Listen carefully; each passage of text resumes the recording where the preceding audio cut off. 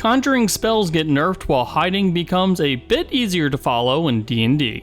Darlings, buckle up. Welcome to Above the Table. Today we're talking about the Errata to the player's handbook with some big changes coming to spells and to hiding. Now before we dive into the news, be sure to hit those like and subscribe buttons so we can keep making videos just like this one. Now, on to the news. Wizards of the Coast dropped a new errata for the Don't Call It 5.5 revised 5th edition. This errata contained a host of small changes, mostly closing some goofy loopholes that players were trying to use. Now, the biggest changes came in the form of a nerf to conjuring spells and the controversial hidden rules receiving a round of clarifications.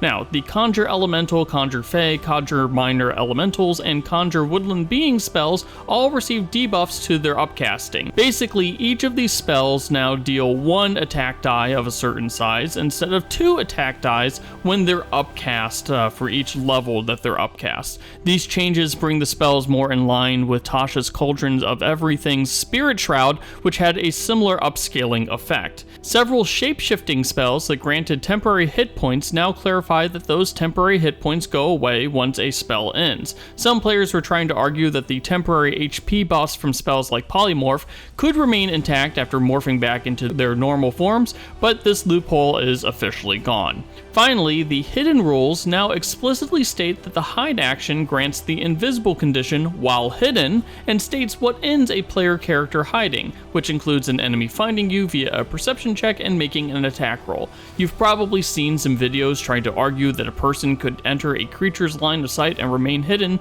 based on the rules as written. While that argument could technically still be made, we now have some more explicit statements that a character who enters lines of sight loses their invisible condition if an enemy spots them, which includes a passive perception check. Honestly, I would have liked to see this get a bit more clarity, as I'm sure there are some content creators feverishly working up videos on how their side won based on this errata, and there's some wiggle room, as if a person moves from one spot where they're hiding to another spot where they're hiding. If they pass through an enemy's line of sight, do they still remain hidden? I would argue no, but some people would probably argue yes.